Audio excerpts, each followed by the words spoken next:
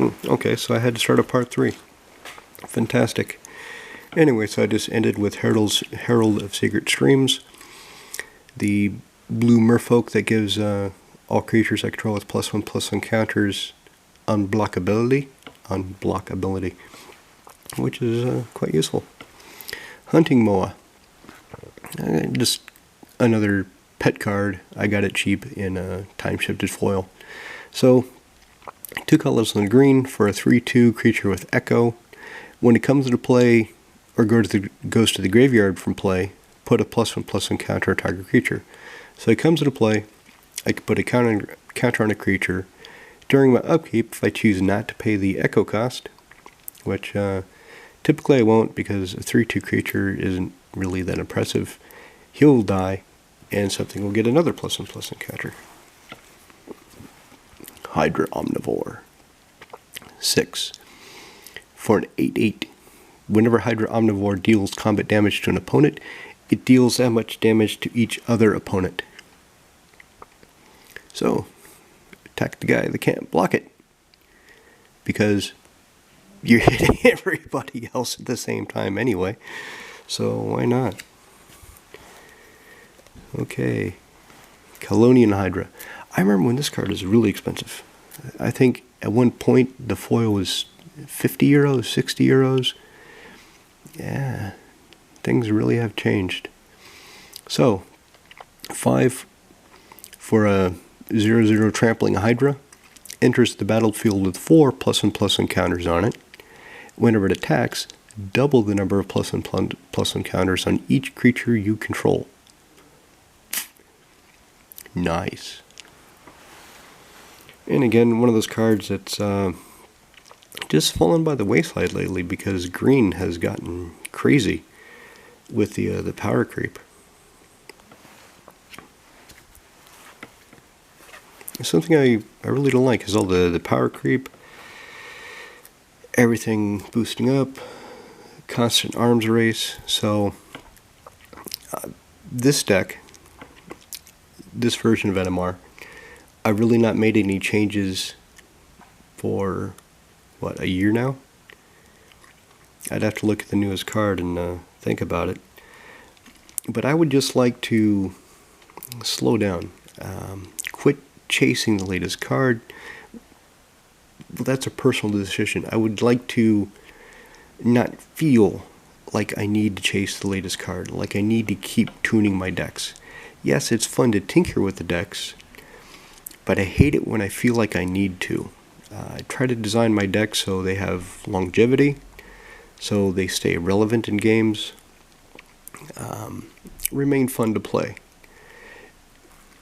There's nothing worse than having a deck that you've enjoyed, it's fun, and then slowly, over time, it just becomes outclassed. It can't compete anymore. It just it doesn't work. That happened with Mile. I had Mile and I loved the deck. It was fun. It was great to play.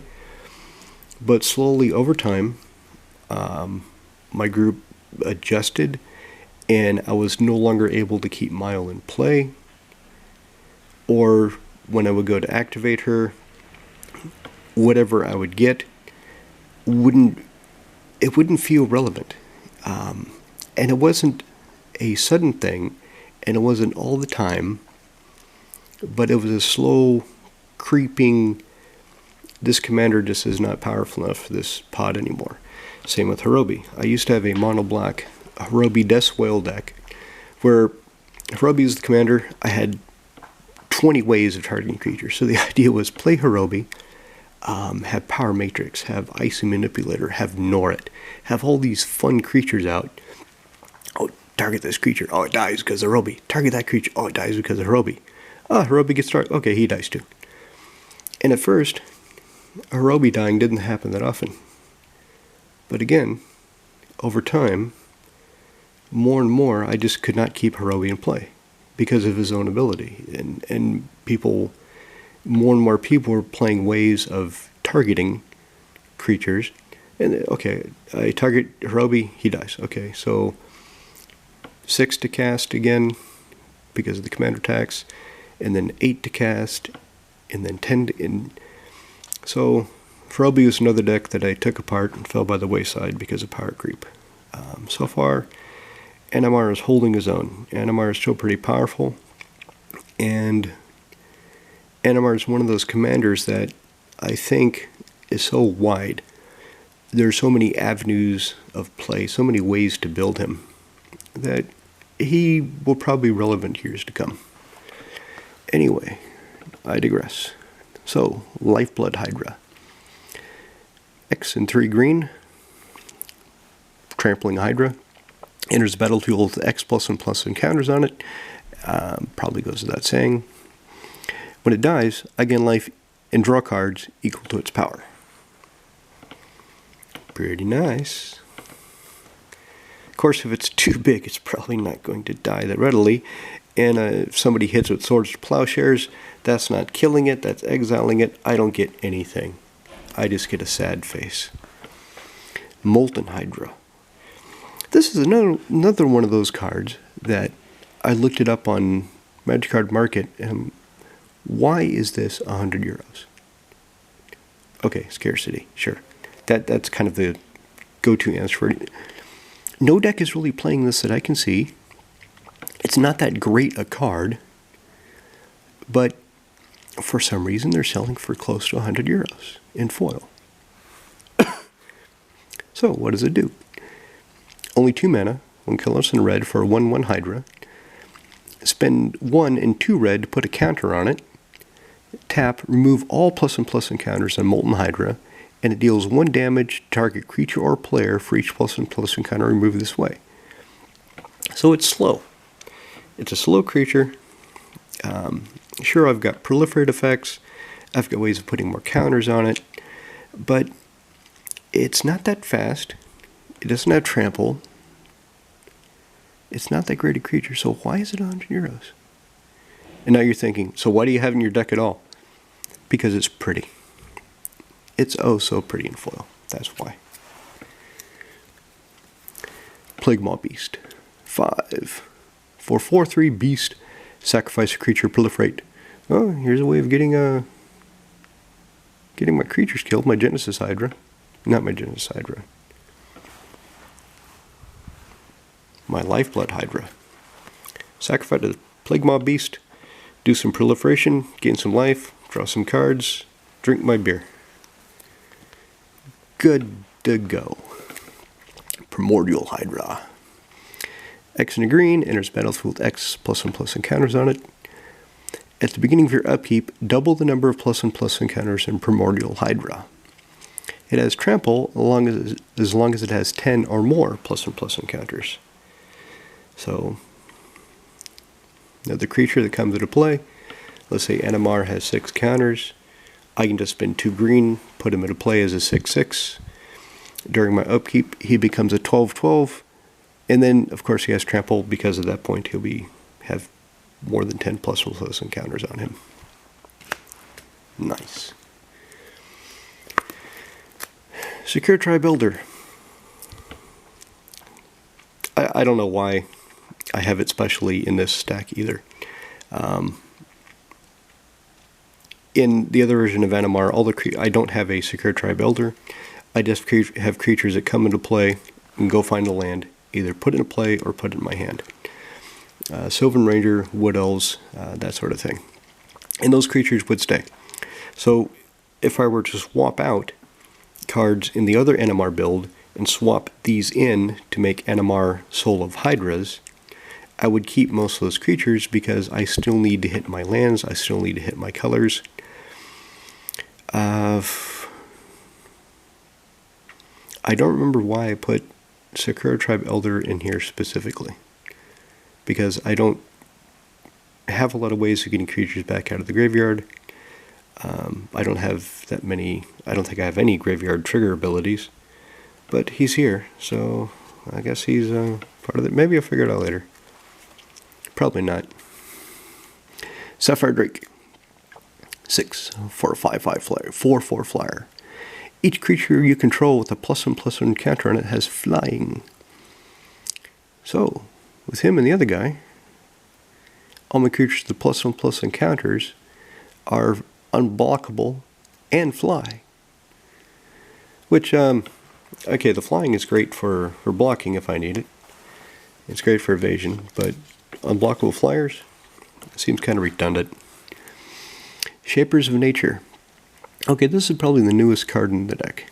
A friend of mine had this, and I thought it was pretty, so I got it off him in a trade. It fits the theme of the deck. It's a bit expensive to use, so it's a 1 blue, 1 green for a 3/3 Merfolk Shaman. Spend 3 in a green, put a +1/+ encounter on target creature. Spend 2 in a blue, remove a +1/+ encounter from a creature I control, draw a card. So it's a bit expensive. This is one of those things that if I've got mana at the end of my turn, I'm not doing anything with it, and I want to beef up a creature or I want to draw a card, I can. So it's just kind of, it's nice to have mana sinks throughout your commander decks. So in between turns, at the end of the opponent that precedes you, it's nice to be able to do something with your leftover mana at the end of their turn. Speaking of that, Stingmuggy. 4. For an elemental, comes into play with 2 +1/+ encounters. 4. Remove a +1/+ encounter from Stingmuggy, destroy target artifact or land. So, either I can use it right away, if I've got the mana for it, which, I mean, unless I have Animar out, which I probably will, spending 4 to cast him, and 4 to use him on the same turn, that doesn't happen a lot. Terastodon. So he doesn't specifically fit the theme of the deck, but I need ways of blowing things up that need to be blown up. So 6, 2 green for a 9/9 elephant. When it enters the battlefield, I may destroy up to 3 target non-creature permanents. For each permanent put into a graveyard this way, its controller puts a 3/3 green elephant creature token onto the battlefield. So, I give you elephants, you lose something that is bothering me. Yeah, that's pretty much fair, isn't it? Yes, we all know it's not fair, but that's Commander. Thrumming Bird. 1 colorless, 1 blue for a horrific bird. 1/1 flying horrific bird. When it deals combat damage to a player, proliferate. So this is kind of sneaky. If you fly over and only poke somebody for 1, a lot of times they'll take it. And a lot of times, as you know, if the commander board is cluttered, people aren't really paying attention to what's going on and what does what. So sometimes you can sneak this guy through. Okay, 1 damage, I take it. Alright, proliferate. What? Let me read that card. And they say, oh, Jesus, I should have blocked it. And you say, yes, you should have blocked it, but you didn't. Thank you for not blocking it. Vigor. 3 and 3 green for a 6/6 trampler.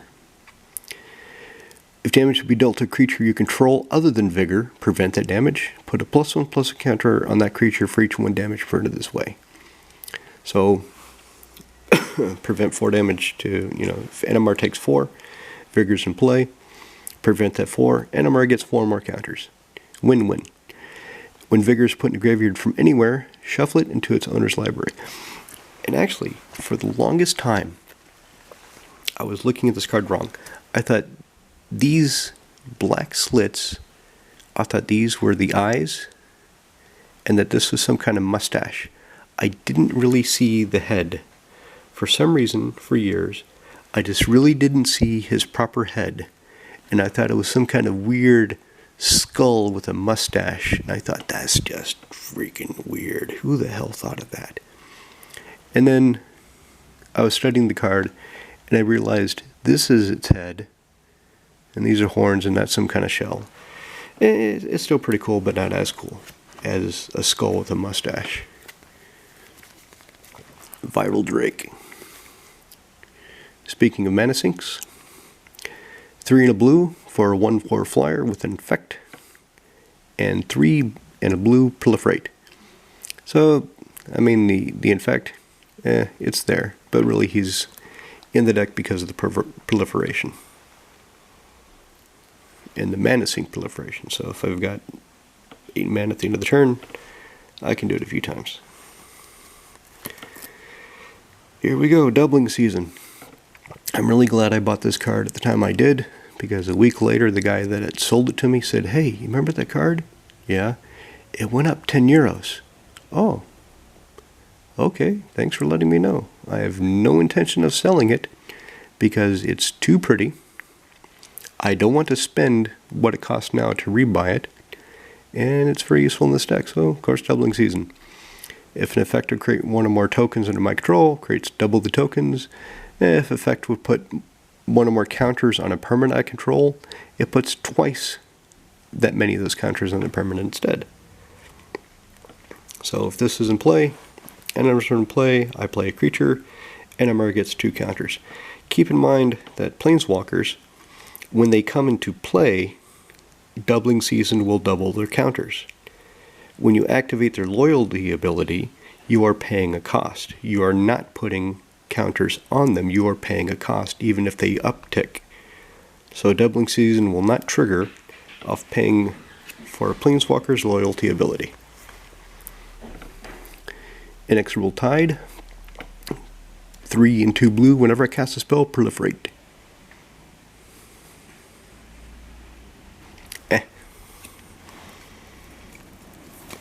Ion Storm. I have wanted to make this card work for so long, and I finally found the home for it. So Ion Storm, 2 colorless and a red for an enchantment. 1 colorless, 1 red, remove a +1/+1 counter or a charge counter from a permanent I control. It deals 2 damage to target creature or player. So, board's locked up, nobody can really start attacking. I've got some creatures, a lot of counters on them, but they can't really get through. Let's start blasting. And note that I could do that on anybody's turn. So, end of this guy's turn, I'm going to blast some things. Blow. Fuel for the cause. 2 colorless, blue, counter target spell, then proliferate. Steady progress. 2 colorless and blue for an instant, proliferate, and draw a card. Yeah, kind of nice. And the last card, specifically set aside for Animar Soul of Hydras whenever I decide to rebuild it, is Rapid Vigor. So, 1 colorless and a green, regenerate each creature I control. Obviously now Heroic Intervention is probably the better choice because of so many things that target and destroy. So I can give my creatures hexproof and indestructible with Heroic Intervention. I'll have to think about that. I'll have to think about upgrading or adding it. But right now, Rapid Vigor is what I have. So there you go. That's the cards that I would swap into Animar to make Animar Soul of Hydras. And of course, I would swap out almost all the morph creatures, the Eldrazi, and then just random cards here and there that don't really feed into the theme of this deck as much as the proliferation cards, the hydras, the adding additional counters. Obviously, Forgotten Ancient